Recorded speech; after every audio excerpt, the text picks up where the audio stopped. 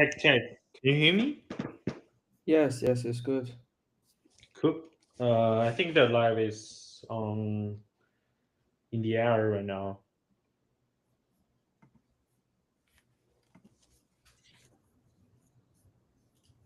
Hey, Josh. Hello. I can only. Okay, cool. Wait a second, but I can only see Hong in the.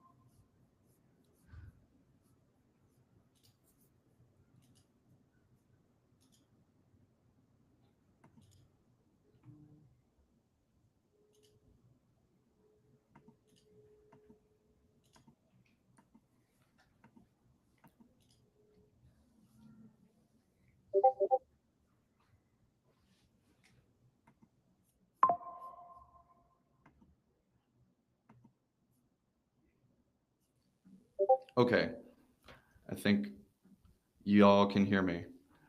So, all right, sorry about the wait. I was trying to go from Google Meet over here to Riverside, and the switch was a little bit difficult. So, thanks for waiting, and everybody. Okay, so this is the first dstack community call live that's on YouTube, it's on X, it's on LinkedIn, and anybody who wants to join using this link, all guests are invited to join the live stream through the Luma registration after being accepted to join the call. So everyone can watch the live stream. Only those who can enter the guest room can actually speak. So if you want to come up and speak and be on the community call, just join the Riverside link, and anyone's welcome to come and join to talk, to ask questions. So for anyone who's new to dstack, this is the first community call, and I want to just be able to say that it's an incredible project. For anyone that's new to dstack, it's a TEE framework that can help verify the hardware and the software with remote attestations. So what this call can be about is for the entire community to come and discuss the dstack updates.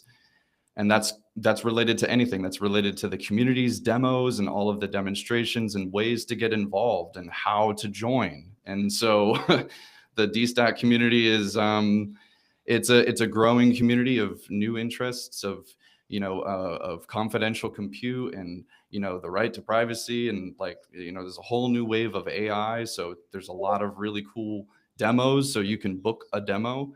You can submit your demo idea via the Luma registration that we open up every week. So the community is for the community, and so we allocate all of that time slots based on all of the submissions. So definitely get a submission, and that's how everyone can get involved. It's just a lot easier that way, so that we can just submit to the refer your friends, sort of way of putting it. So that way everyone can build with dstack, and it's a lot easier for everyone to get involved. So sharing the demos with the community is a great way of kind of getting out your AI project idea, and that's what we have today. So I think it's a really interesting sort of way of getting the community involved to share off your AI projects and your DeFi projects and whatever it is that's using the dstack. There's lots of things, so we want to be able to showcase those. So at the same time. So what's new in October with dstack? A lot of this call is also technical. So we brought on the CTO of Phala Network, and lots of other guests that also speak highly technical. roadmap ideas and technical updates and lots of different roadmap pushes and like, you name it, all these different things, the GitHub, all of that. So we go deep on some of these technical podcasts. In a way, if anyone wants to talk about TEE use cases, you can be here also. It's not like we want to push anybody out from contributing to dstack, right? Just because it's technical. You can ask questions about dstack. You can ask questions about like, the how the API works. Anything that you want to ask, you can ask. So just wanted to lay that out there just so that anyone is free to ask any question that they want, no matter how new you are to TEEs. So Hong, I want to lay it off to you. Thank you for allowing me to kind of talk about that first. With the new updates in October, if you want to run over those for everybody to hear, would love to hear those ideas. Then we're going to be going over a white paper review because that just came out. And then we're going to end off with a demo in about 30 minutes. So thank you for everyone being here and listening and taking the time out of your day to really kind of see what we're doing here as a team, as a collaborative effort across all of these different communities. And, it's all very good stuff. So Hong, I will lay it over to you. Yeah. So, well, I think the format can be like more casual. So, do you want me to go through the updates, or do you want to work on the updates you prepared before? You know what? I can go over my own updates. I love the updates that you prepared as well. So happy to go Mhm. over mine. I have a brief sort of 10 PR summary, some PRs that were pushed. I can go over some of that really quick. Yeah. Yeah, It's kind please. of cool. I thought it was really cool that we pushed, what was it? We had some summary notes. Here, let me find it really quick. Yeah.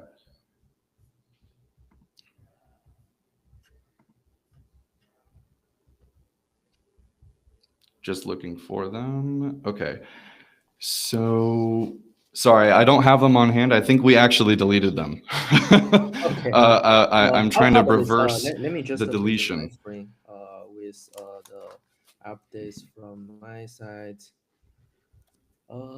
Yeah, this is the first time I use Riverside. Let me check how I can present my screen. Oh, right down there on the Okay, so look share screen, look screen screen. button. Yeah, here it is. Do you see my screen? Oh yeah. Hmm. Yeah. So, quick summary of what happened in the last 2 weeks. Basically, dstack, is open source, and you can find all the open source code and repo on GitHub. And it's most of the code will happen in the repo dstack dash te slash dstack.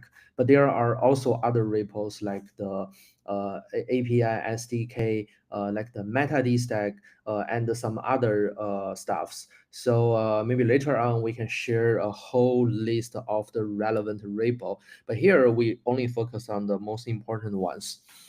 So there are a few notable feature we just added, introduced in dstack. One of that is the file system support.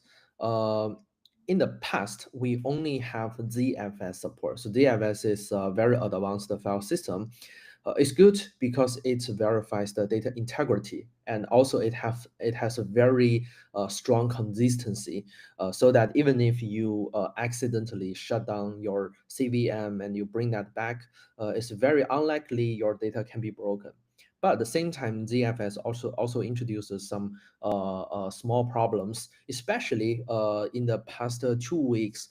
We tested the ZFS with a few partners, and the result shows that ZFS compared with, if we switch ZFS to an older file system like ext4, they can get 100% better I/O performance, especially when running database operations where the database read and write very, very frequently. So this make a huge difference for a lot of use cases. So from the latest version, now people can choose which file system you want to use in dstack. So this gives you the freedom to choose between performance 100 better performance, or you want more secure read and write. So yeah, this is a very interesting feature, and you can check it out by following our release notes and the code updates. Second one is a little bit minier. So we also see some network stability problems happening before. And one of that is in some very rare case where the CVM and the gateway, which is the network stack, got some connection problem. It may doesn't require automatically reconnect. And as a result, you have to reboot your CVM, and in the new version of dstack, it will automatically reconnect. So this make a big difference. And another small update is that in the past, if you deploy a Docker container, your config file is up to 64 kilobytes. And now we have make it larger to 256 kilobytes. So then you can even put more stuff in your Docker Compose file. In some rare case, this is really useful when it's necessary to embed some configuration in the Docker Compose file. And then about the security, recently we have released a few images, including one of that is a dstack verifier. But recently we also added other things like a VLLM proxy, which is a part of the confidential AI stack, and we make it fully verifiable by putting the build process in SigStore. Just in case you are not aware of SigStore, is a well adopted solution for most of the like enterprise users. They want to make sure the build process is also secure, so that nobody can inject any backdoor or just do any kind of like a supply chain attack during the building process.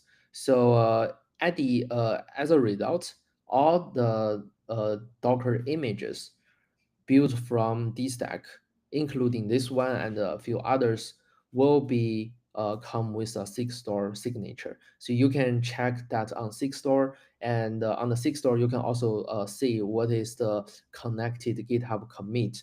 As a result, if you use any of the Docker images in production, you can trace it back to the GitHub commit, and you can even know the exact code that can produce this image.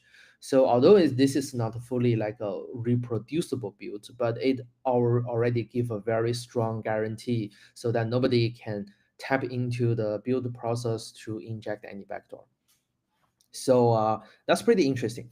And the same time, besides the security updates, we also have the documentation updated, namely network attestation. We have a whole new refreshed networking section. If you go to the Phala Cloud doc, then you can see those are a bunch of how-to guide. And then we also have the attestation uh, tutorial, so you can follow the step to fully verify your domain or your custom domain. And besides the networking, we also have updated the confidential AI page. So you can see now if you deploy some LLM in dstack or in TEE, how you can verify everything is secure, and not only the hardware but also software and even your request and the response. And some other like advanced feature updates, Sysbox container runtime support. This is also a requested feature from a lot of community members. One of the use case of dstack is that you can have your platform deployed in dstack, and then you still want to allow some third-party users to deploy their workload in your platform, then the isolation will be super important. How can we make sure when you're running some third-party codes, they only run in a sandbox, and there's no way to escape from that sandbox? So there are a bunch of solutions, and one of the easiest to use solution, as well as the like there is a balance between the security and the ease of use, and also the performance. Sysbox is actually a very nice balance. It's not super 100% secure as a new CVM, but to some extent it gives you nearly no performance degrade.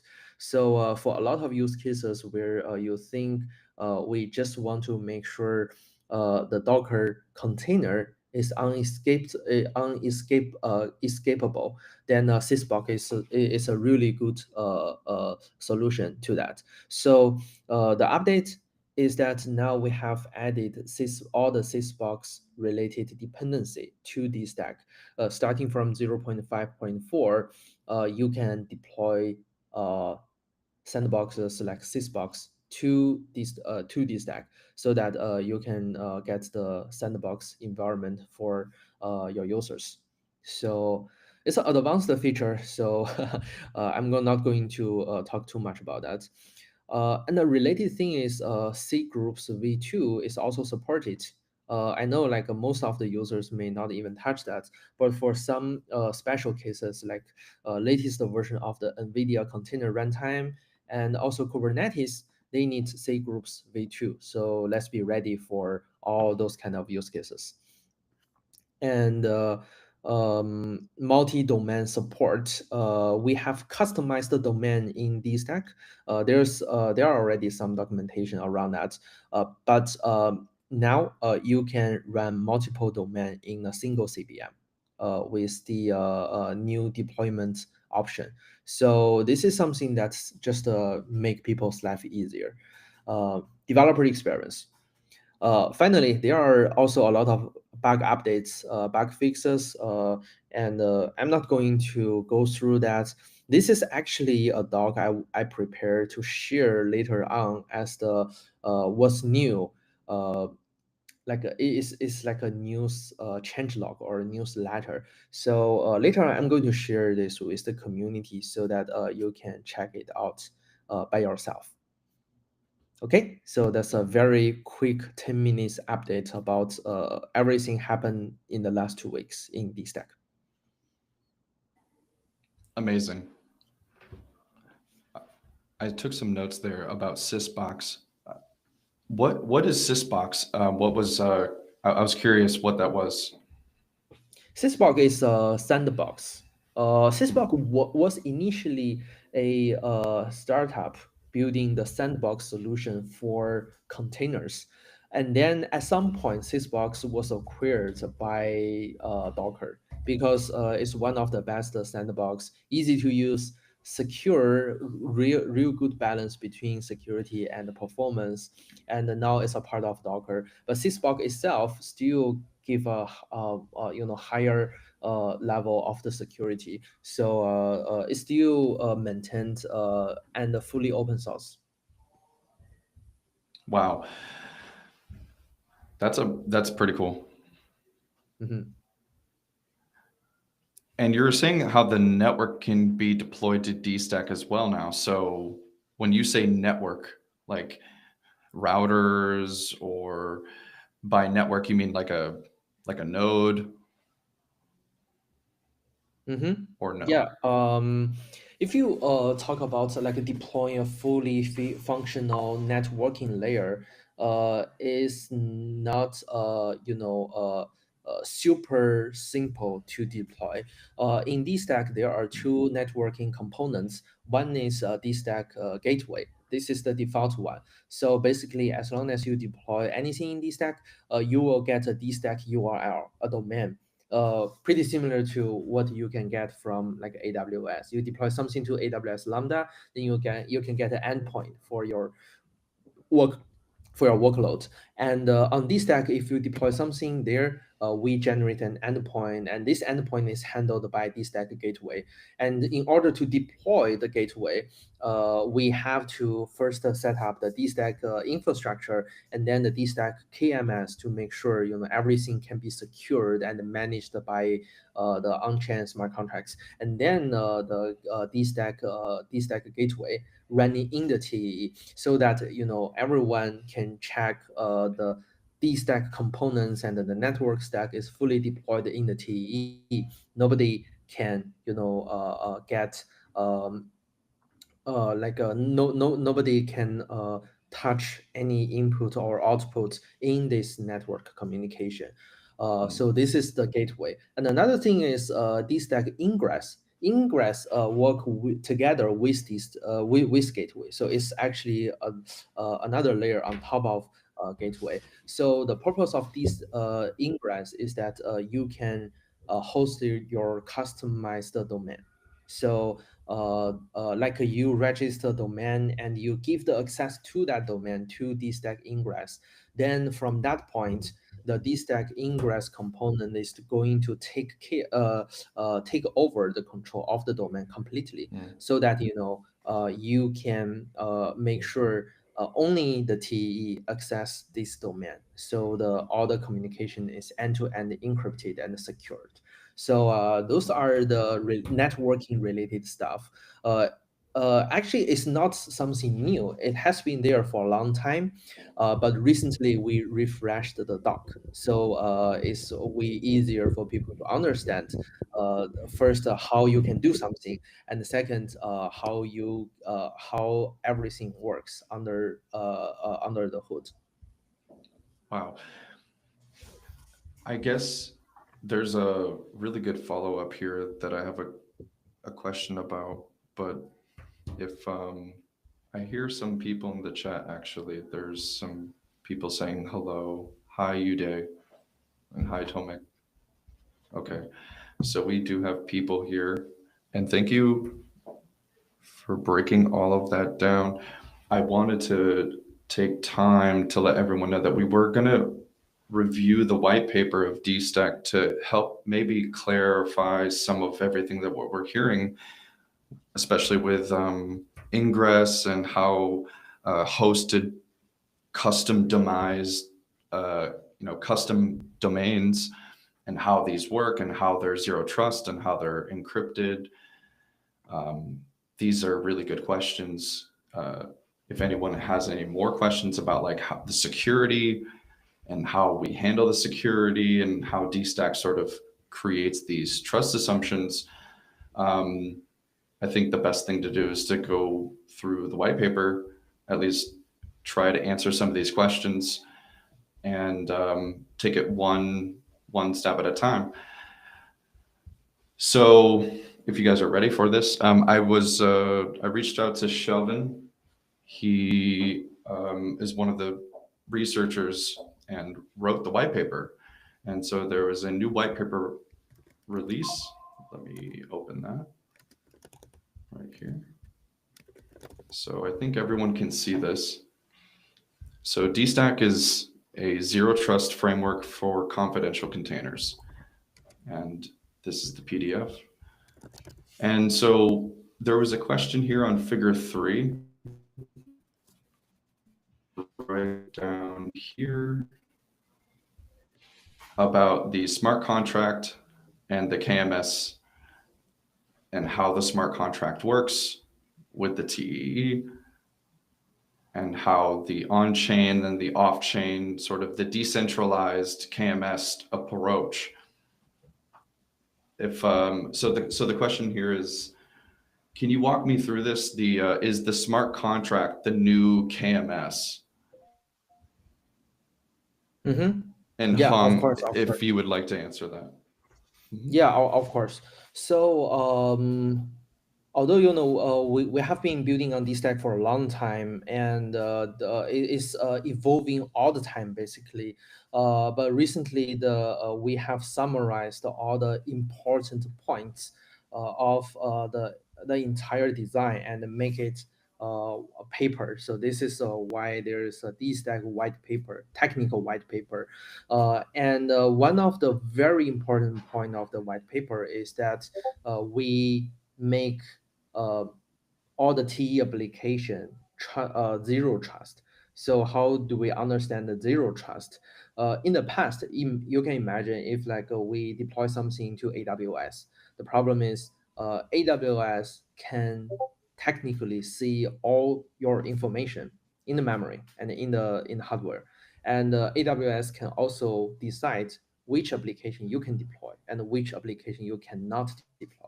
So like those are the problem around data privacy and also the governance, or you can call that a censorship. So to solve that problem, one of the solution we have been looking into is blockchain, because blockchain makes sure as long as you deploy something on the blockchain, it will be running forever. Nobody can touch it, governed by the code. And of course, you can even deploy more complex governance structure like a multi-signature or like a token-based voting.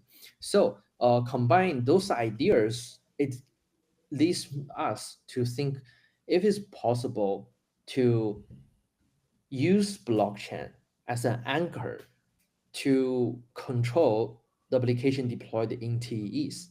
So as a result, we got this design. So instead of letting any single person to decide what can be deployed to TEE and what can be reviewed in the TEE to a smart contract. So essentially, first we allow you to deploy a governance smart contract on chain, maybe on Ethereum. Then you can use this smart contract to control the policy of the software you want to deploy in the TE. So the policy will look like this is the allowed code hash of version one, and then we run the TE side of the things. Then dstack will boot and try to load the code you defined on the blockchain. And here there is a gatekeeper. The gatekeeper is the KMS itself. KMS is short for Key Management Service. So it controls who can get the key. And whenever the TE can get the key, it can establish the entire environment and start to load their like computation and their encrypted network and their encrypted disk. So we use KMS as a middleware between the blockchain and your TE CVM to make sure your TE is always controlled by a blockchain smart contract. So put that in short, in this way, we use KMS to make your TE application fully governed on the blockchain. So that's also why sometimes why we call that on-chain governance for your TE app. Does that Thank you for answer? the end-to-end verification. Mhm. That's like pretty in depth. Yeah, we had some notes on this. The way that answer, excuse me, the way that Shelvin put this, he said that the new KMS is called on-chain KMS. It's consisted of two parts: the on-chain governance contract and the off-chain TEE P2P network. So it's the orchestration of the two working together. So it's almost like the on-chain contract takes the full control of the off-chain TEE nodes, which is what the key management program, it runs that key. So whichever TEE hardware is qualified to be that KMS node, this is what makes that on-chain KMS verifiable contract. The users can then easily check the allowed program digest in the smart contract to know what we on the TEE side are trusted to run. So you can allow multiple off-chain TEEs as a backup to ensure the key is not lost. So there's this other question of like running Helios with A16Z to ensure the TEE can run the correct values from contract even with malicious RPC providers. So there's a maybe a ZK TLS component to this. I'm just curious. You don't have to answer that, but if that's not a thing, but ZKTLS has come up, I guess, for this very reason of, safe TLS. Mm-hmm. Cool. So okay, the next topic running into that is how decentralized it is, right? Like, because it's on chain, it's the KMS, it's a way to manage the TEEs and orchestrate TEE programs. So this is how you do verifiable domain management.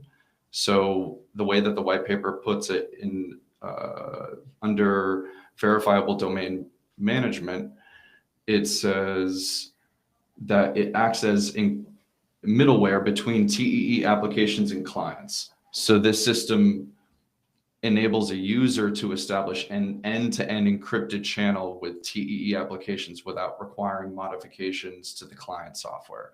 Mm-hmm. So that's like a trusted remote server in a way. How would you describe it? Yeah, so this is a part of the networking layer, and also most requested feature from the community. T itself is pretty simple. You can easily create a TE and run your application. But uh, when you're serving some service to the user, how can you make sure, like, first, convince the user they're talking with the right TE, right program? And the second one is, how can you convince the user there's no man in the middle attack, and there's no way to get the privacy data from the communication channel. We want end-to-end encryption. And the third question is, if we want to achieve the 2 points we mentioned, can we make sure the cost is low enough? And by cost, usually people mean the cost to change the code. They want to make sure you don't need to make any code change, and it's still compatible with all the software users are already using, like your Chrome browser. So if we put all those things together, it's a systematic problem. It's not, some, there's no very single, like a very small solution that can fit all the demands. So in short, first, we want to make sure there's end-to-end encryption that's compatible with the browser. So we cannot use some existing solution like RATRS. RATRS is designed for TE to talk with TE, but not designed for normal users to interact with a TE. We still need the browser compatible HTTPS. So in order to do that, we need to make sure there's a way to let the TE to control the domain, because whoever control the domain can issue the HTTPS certificate, and they can use the certificate to encrypt and decrypt any traffic. So this is the first thing, but that will lead to the second problem. If we want to use the TE to control the certificate, how can we make sure the certificate itself is still, secure in its life cycle? And it turns out it's really hard. And if you're familiar with, like a blockchain, the whole point of blockchain is to solve one problem: double spending. And here, when dealing with the certificate of HTTP of TRS, we also want to make sure the certificate cannot be double spent. So if you own a domain and you transfer the domain to the TEE, how can you prove you cannot still issue another certificate using the domain you owned? So the way to deal with that is we have a mechanism called the CAA to issue a statement that tell all the CA, so certificate authorities, that from this point, only TE can issue new certificate. Nobody else can do that. So this is one of the core design over zero trust HTTPS. And second one is, once we have this, how can we make sure everything is still secure? Because after all, everything is still maintained by the code, the software running in the TEE. So we need to make sure the codes that maintain all the mechanism and all the certificates is still fully secured and fully auditable. So the way we deal with that is we build dstack ingress. This is the components to handle the customer domain as a open source image, and it come with the verifiable build so that you can verify the code is linked to the build artifacts, so the image, and then you can verify the image in the dstack attestation report so that everything is linked. You can trace everything from the attestation reports back to your source code and back to the codes that maintain the zero trust HTTPS. Right. Wow. That's pretty, thank you for that, because I'm looking through the white paper as you're describing some of these terms. So ingress is found in the same places in the white paper as the verifiable KMS like sort of the way that you register these keys with root key and then the image hash. So you're almost proving the program's image and the root hash in that digest. So it proves both at the same time, I guess. It's interesting. And the way that Shelvin wanted to answer this was to say that what people haven't realized is that there is a gap between the source code you see in GitHub and the file programs that are in Docker images and the binaries and the Windows files, execution files. And there could be a malicious developer who can claim to the open source as their code, but build the program with another program that was malicious.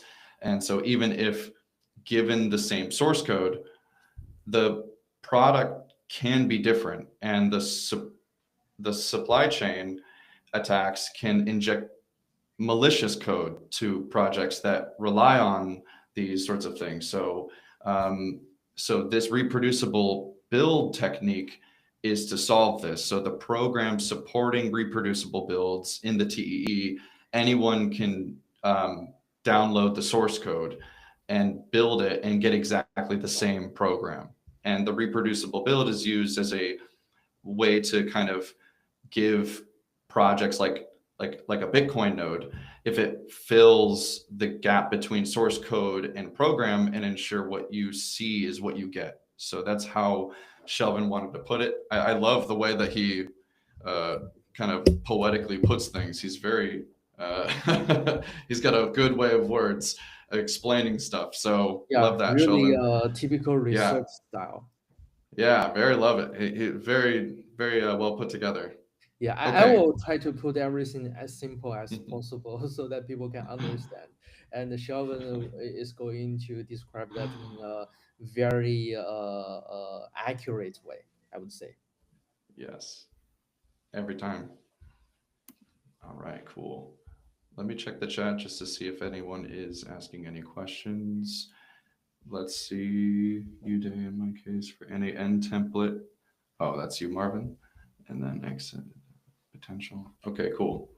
So if there's no questions yet, anybody is welcome to pitch a question on any of the live streams. If anyone wants to hunt any of those down, we're on X, we're still on LinkedIn.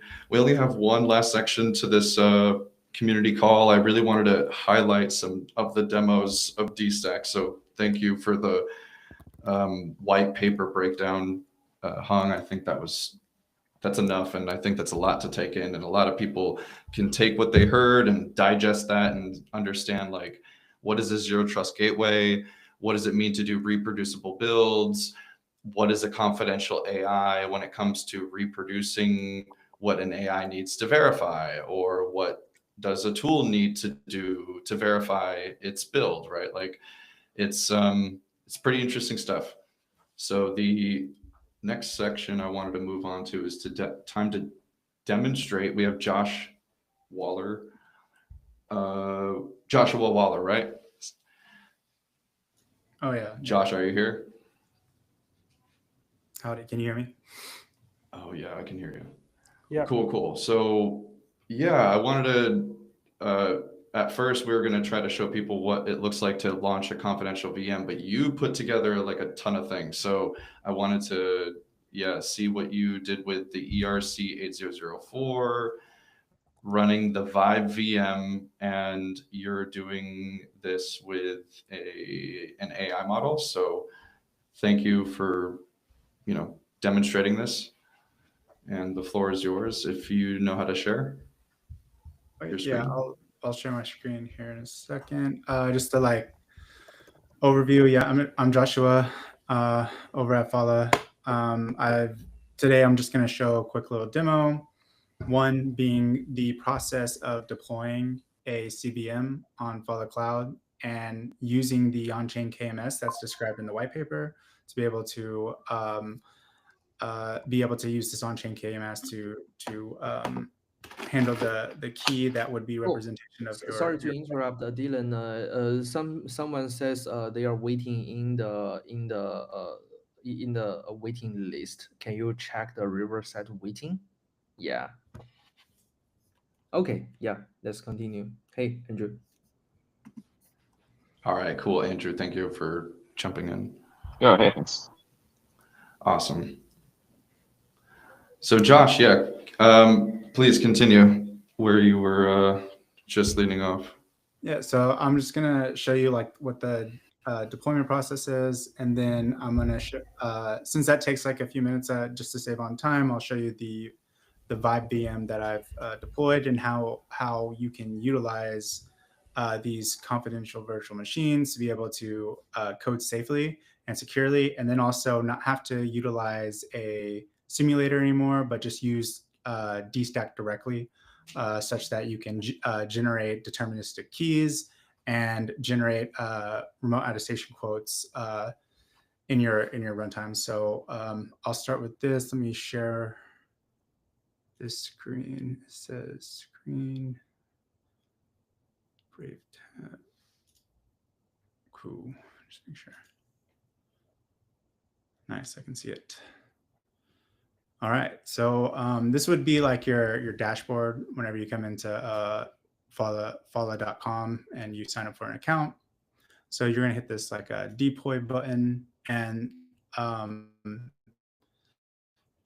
like we mentioned earlier, you can just use a straight Docker Compose file to be able to define, like, use multiple containers and build your Docker application. So here I'm just gonna write like dstack Vibe VM. I have my own like Compose file here, and this also here is the like KMS providers that you have. So you have like Ethereum and Base. I'm gonna use Base since it's cheaper, and then I'm gonna use a compatible like a compatible version of dstack and a big enough VM. So just like a large here, I'll put like just 60 gigabytes, and then change this to the compatible version to run it. This also has like a few configurations that I need to add in here. So I'll just add those in the encrypted secrets. So we'll have these three here. And then in this case, this is I want to launch my Vibe VM, but I want to launch my Vibe VM with a targeted repo, and I think it's a user. So I just like check real quick. User, yeah. And in this case, like all of this, and then I have like a repo called the accountant, and then looks like you have to rotate your token later. Yeah, I'll being a live stream. Yeah, sure. Or like, let's see if I can. No, I can't. Oh, that's fine. So then I'll just hit deploy, and now it's going to ask for me to sign a transaction since I'm using the on-chain KMS.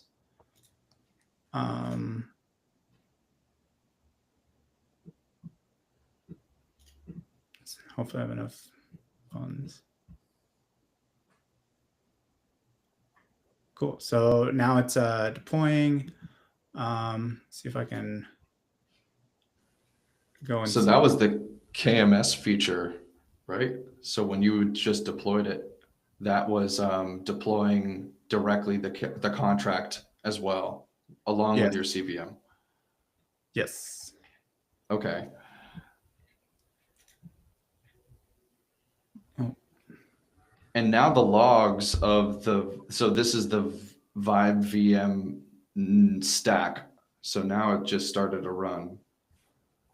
Yeah, so you'll see that it still has to like pull down the code. So what I'm going to show you is like what it looks like whenever it's like running here. So I'll log in. Let's see if I can share the other tab. Share this tab instead.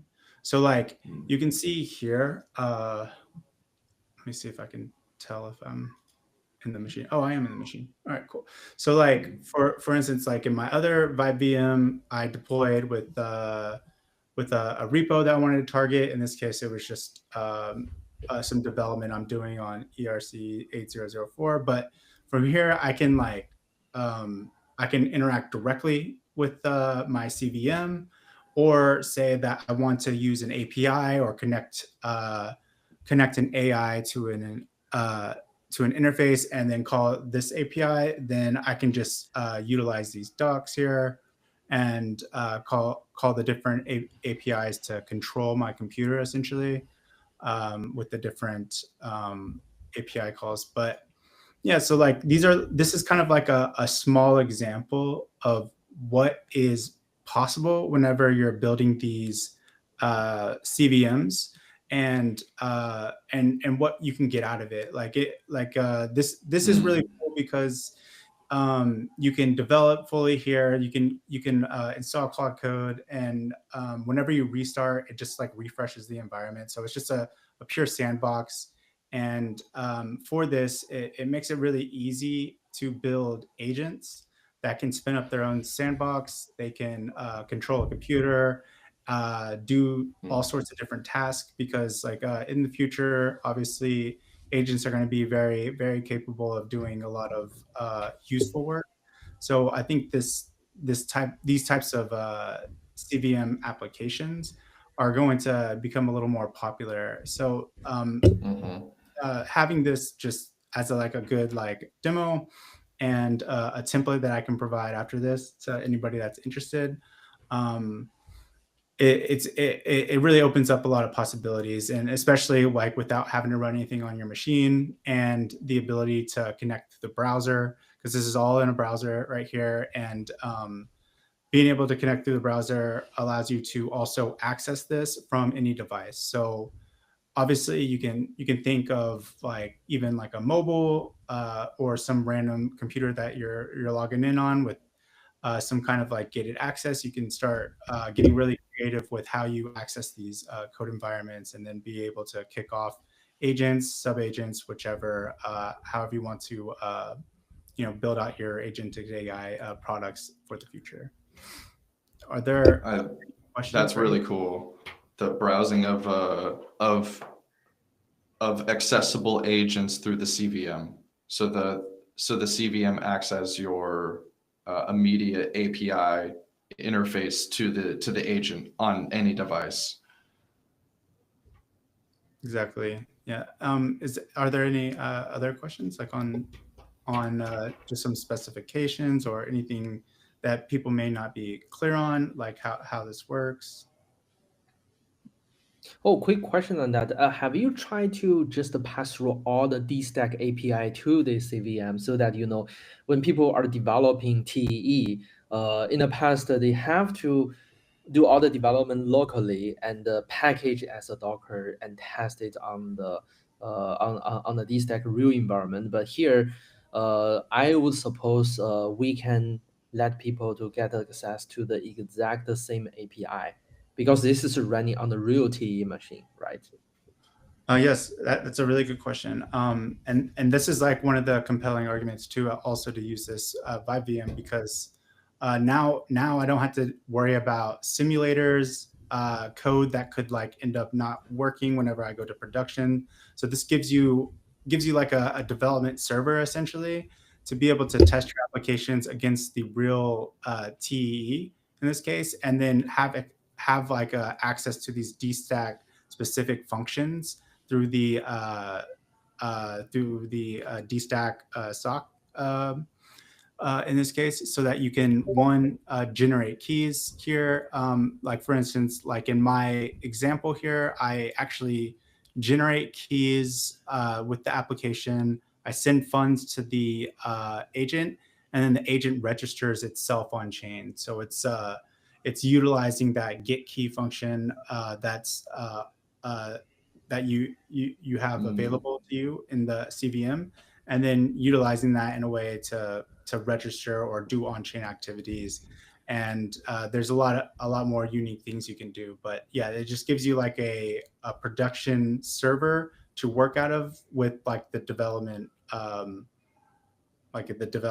experience that allows you to kind of test against production types of quality in this case. Wow. So it's a way of easily being able to use the get key API to register the agent, and also to have like a deployable agent that you can work with, sort of like it's like a reactive container for your development of your agent. Yes. That's very cool. Any other questions from the audience or anybody here? Andrew actually asked a question. What is Vibe VM, and was that an existing software package? Yes. So I didn't do this all on my own. This is actually an existing package that came out of the ByteDance team called the AIO Sandbox, and they utilize this for some of the agents they build. And it's a really good, I would say, like a really good backend for you to start building like really robust agents without having to commit to a framework. So I think yeah, like for this, it's like really easy to get started, and I don't have to write everything from scratch. I can utilize an existing framework that people use that comes out of that I can actually like verify the code that's running in this like little CVM, and in this case, it just makes it a lot easier for me not to have to do everything and roll my own Vibe VM. I can use the best technologies and interchange it based off of which one I feel is like the best. I guess like in my case, like a best backend for me to use for my agents, or development server for my use, like other like Docker images, like a code server, or like the Happy server for the mobile connection, and anything like this. Yeah, and I think it's also a really good alternative to the local simulator. Simulator always is always like not 100% simulated, so save a lot of time. Yeah, it definitely saves a lot of time. And then another thing is like, if I wanted like a development server to also expose a port, like in here you can see like I exposed an additional port, so that whenever I'm developing, I can once I launch it locally in that development server, I can access that exposed port with this application and be able to interact with it. Like for instance, if I go to this tab instead, you can see that I can actually I'm like using the exposed like 8000 port for my CVM, and I'm able to interact with the API, and I didn't have to deploy a brand new I didn't have to publish a brand new Docker image yet. I can actually test it, and then when I'm ready, I can create another base image that targets the exact GitHub commit hash after I'm finished for like launching this to production. And then I can launch a new CVM through the Phala Cloud API, and have my production server that I would like make not editable, I guess, like something that can't change. I forgot what the word is. I'm blanking right now, but anyways, but that allows you to just have like two different environments, like a development environment for testing, seeing staging, and making sure everything's good before you go to production where things don't change. And it makes it more like the traditional like Vercel experience. Wow, it's almost like you're able to interface with the hash of a provable API, and you can prove the APIs that you're using because it's just a fetch of this request here. So you're just using these APIs as your backend in a way, but it's hosted at the same time and it's provable in a way. Well, the provable part would be whenever you launch to production and you have the measurement of the CVM through the remote attestation. Right. In this case, when I'm launching it in a development server, you can't really it doesn't have like all the updated code that went into the deployment, but once I launch to like a production server, then you would want to have a little more verifiability and things that allow your users to prove that you're actually running the code that you say you're running, and not some code that could change and potentially put a backdoor in.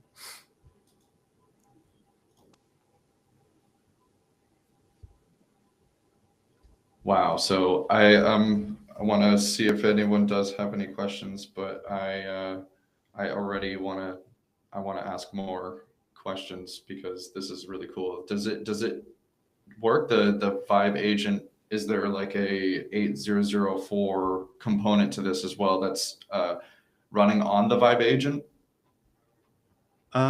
Yeah, it's already. I deployed like since it's like a development server. I deployed I deployed my own like ERC 8004 contracts. This is like the transaction. Let's see if I can go here on base. Yeah, and this is like the transaction here where I created a new agent on chain and registered it, and you can see some of the details here. I guess like like the domain, which is that port 8000, and then the agent address here. Yeah. So this acts as almost as the agent's own KMS. It's digest. Yeah, essentially, yeah. So this contract registers the agent's root key from the TEE. So you embed the app ID directly into the agent domain. Yeah, so like for in this case, since I'm running from the development server, I just use the it uses the URL of the CVM URL, and that's deployed with the Vibe VM, and then it utilizes the exposed port where the application's running on the development server. So in that case, like port 8000, and then registers that as the like agent's URL, and then it gets an address as well from the generated key in the TE based off of a salt. That's why. Okay, so it's always a unique key for the deployment of the agent. Awesome. So that registers the domain of the agent. So then whatever the program, is there a way in the contract that you're linking it back to the domain, or is that just I guess that's the agent domain is the web address, right? So I guess you can fetch the agent domain. Yeah, you can do easily that. Go to the agent. Yeah, that's where you can go to the API. But I don't want to distract too much going through this part because it's still like in develop. I'm still developing it, but I did this like 45 minutes before the call and got it successfully deployed. So it's just some of the work that I was doing in my. Yeah, no, it's really good stuff. It's awesome to see how it's all coming together, and I can see the registered agent with the domain being really useful on chain. Mm-hmm. So, anybody, are there any other questions that you may have, or anybody else in the audience?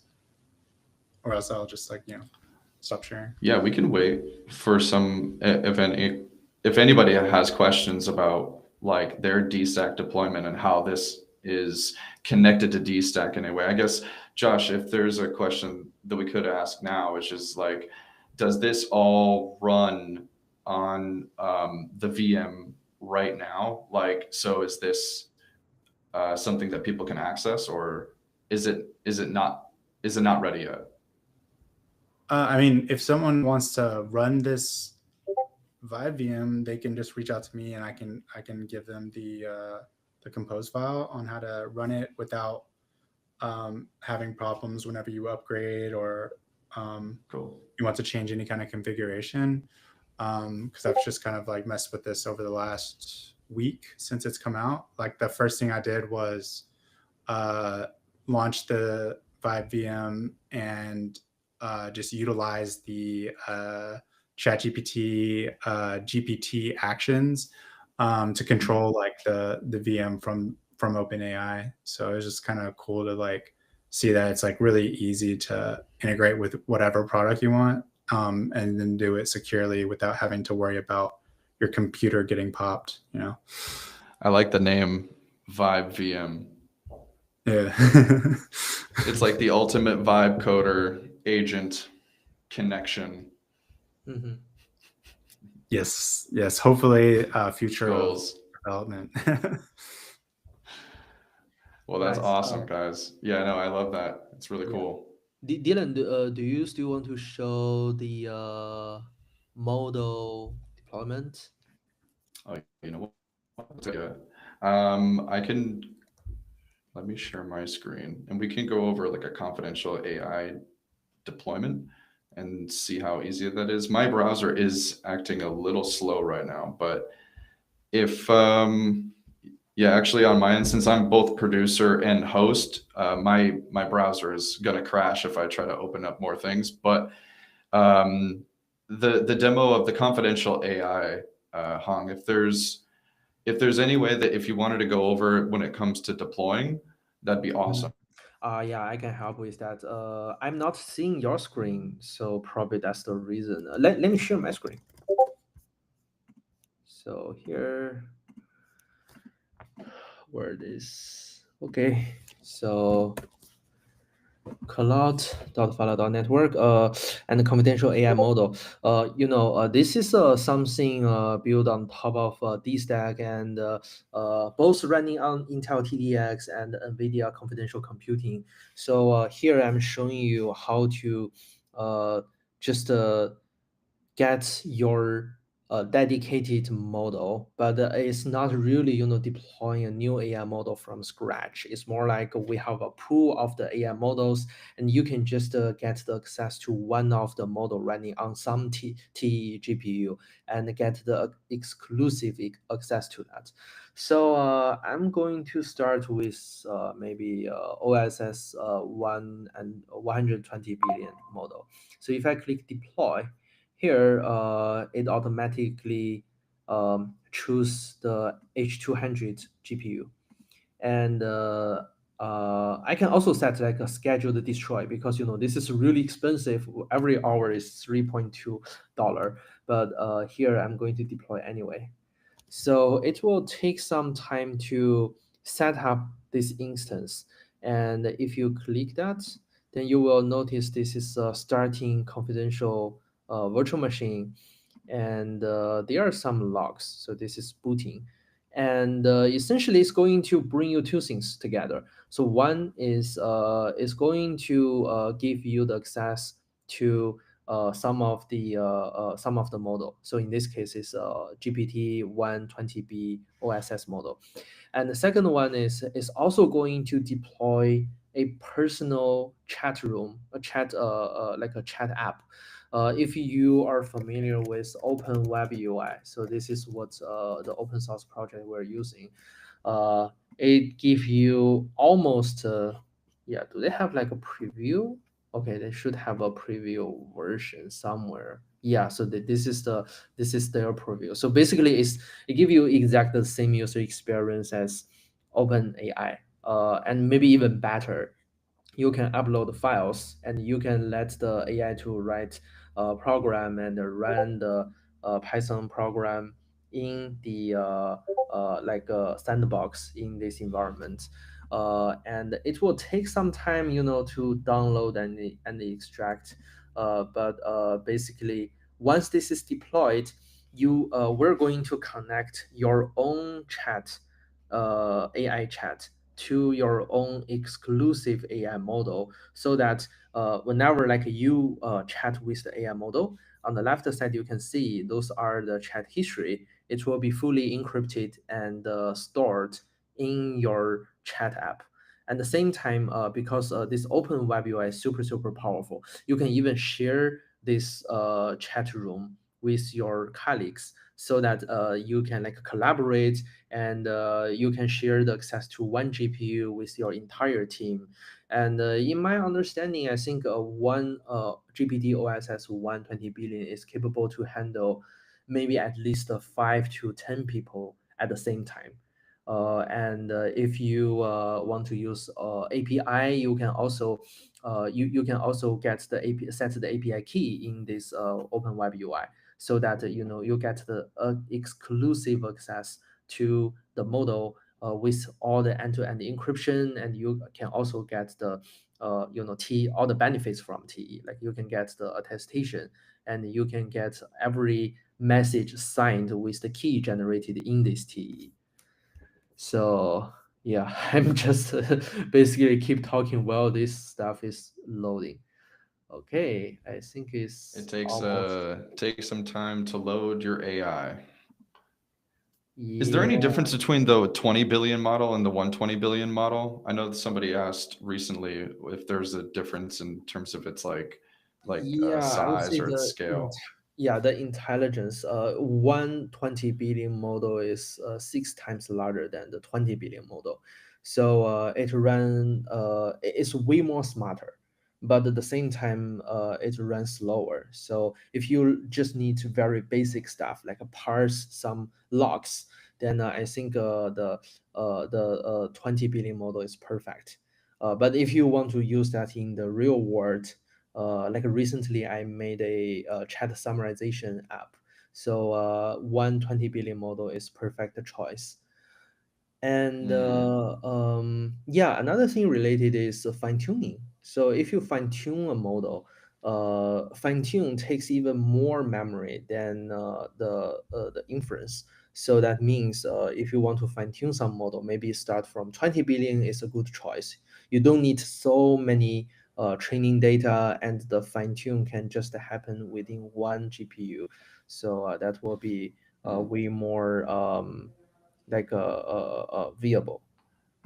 Let me check And so how. the fine tuning on a single self-hosted Mhm, GPT, is that sort of the idea that they can fine tune their own data or they can fine tune their own chat history? mhm. Mm. Yeah, that's right. Okay, so now it's loaded. So you can see there's open web UI, and you can connect to this open web UI using the endpoint. At the same time, you also get the access to the inference API. So, oh, not this one. You check quick start.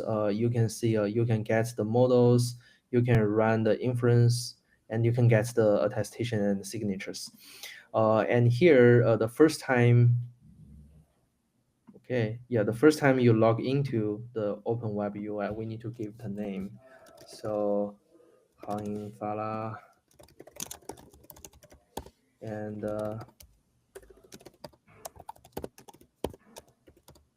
I'm just going to set a random password, and now we can get access to the model. So, hey, what's your name? It said I'm ChatGPT. Oh, it even suggested some questions, and now it's answering. And on the left side, you can see those are the chat history. So you can create a new chat, so that describe me how TE can secure AI inference. It's even Wow. thinking. Yeah. It even does the thinking. Yeah, that's really cool. Yes, and on the other side, if you check the settings, Then here, I think it's in the account. And here you can see there are API keys. So we can generate a API key. And this is the key you're going to use to access this exclusive model. And of course, you can also like rotate it if you like. So in this way, you get not only the access to this dedicated model, and you also get the user interface around it, and good to share with your with your friends. It's your own private AI.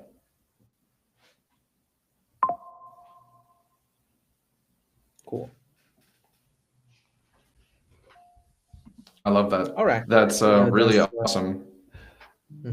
That's And that's all because, you know, like at the end of the day, it's the reason why it's running is because there's both the OS model. So that particular model is running at the CPU level. Is that right? what is running the CPU level? This particular model, like when you're running this chat right here, what kind of AI, I guess, classifies it is this AI? Is it because it's running on the CPU? No, it's running on the GPU TE. There's no way to run a 120B model in a CPU. Right. So I was curious if, you know, how much load of the TE is being sort of leveraged to manage the AI, but I guess it's because it's mainly the GPU. Yeah. The all CPU is. Yeah, the computation happens on the GPU side. The CPU is good to run this web UI. Right. It's the host. So you're setting up a server for this API. So I guess where is it's getting its inference? It's just from, is it a dedicated server or like where the AI is hosted, or is it on the same machine?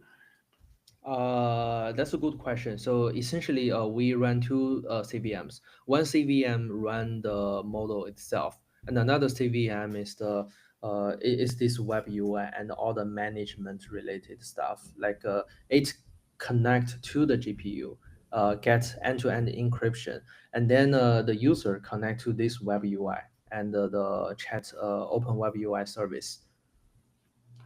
Okay. Good.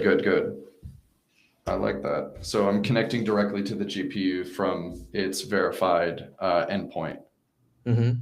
Okay, cool. It's a good little entryway. So it's easy, accessible agents. Yeah. And the good part is this is charged based on, we do have the AI API, but it's also this specific feature is charged based on the hour. So if you need like a short period of time, very intensive access, then use this one is better than using the AI API. And you can always shut down that at any point. When it's shut down, it will not account any like a GPU fee.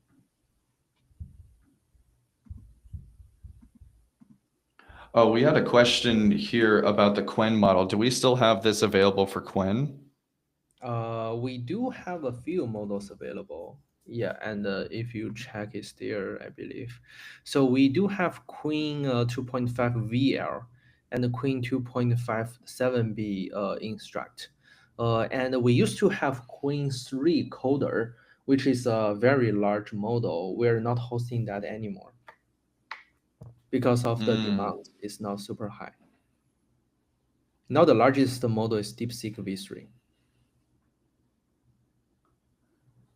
Okay, that's good to know. So anybody run into any problems with any of the models that you've seen so far? Are there any models that I guess caused the most problems when hosting? I know that's a random question. Queen 3 coder.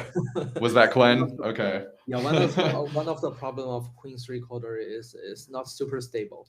So sometimes it causes a lot of trouble and eventually leads to we delisting it. But I think every time the there are new models released almost every week. So I think there will be like a more better models listed very soon in the next few weeks. Oh, and by the way, there is like sneak peek. We do have a new feature, the GPU, the GPU TE deployment available very soon. Now it's not a part of the. Now, if you check, it's just a rental page. But then we're going to enable the real deployment of GPU TE on the cloud platform very soon. Amazing. So people will be able to run both CPU and GPU at the same time for their key deployment. That makes a lot more sense now with the 8004 with the vibe code VM, because it's going to be a deployable agent, very fast deployments of an agent, I guess. Oh, I see. Luke mentioned he want to have the Queen 3 VR replacing Queen 2.5 VR. That's a good point. Let's just try that out. Just completely replace it. Or maybe just adding up add up a new model instead of replacing the old one. Let's see. If people want that, then of course we should consider. I think that's a good idea. Okay, guys, if there's any questions from anywhere, I don't see any more questions. So we can close this off, and thank you to everybody who on every platform that listened. And this is going to be a bi-weekly practice for everybody, and we just want to get every builder to listen, to talk about like the updates on dstack. The dstack white paper is like really dense, so we covered that today. And then we eventually kind of got through a lot of the QA with how to deploy agents to CVMs to like the dstack. And underlining Phala is that sort of easier approach to deploy an agent using dstack, which is what we saw with Vibe VM. So that's my recap. And so for anybody who missed this, there's always going to be another one. You could always submit your own demo to Luma. And if you want to take this time to present your own ideas and discuss your own developments and how they like use dstack or how they can be deployed with GPU and CPU and using AI. And it's always interesting to see like a ton of new use cases get deployed all the time. We've noticed that a lot of founders end up using a lot of the CVMs because a lot of new ideas, especially in privacy and AI agency and trustless deployment is kind of new. So yeah, I think this is going to be huge, and I really think that Vibe VM is really a good idea for fast deployable agents, and I'm starting to understand the bigger picture now. So hopefully everyone sees that dstack is like a unique technology that gives sort of scalability to programs. And so this is a really cool approach to using the blockchain for KMS and how to scale a program in a safe way. So that's my huge takeaway.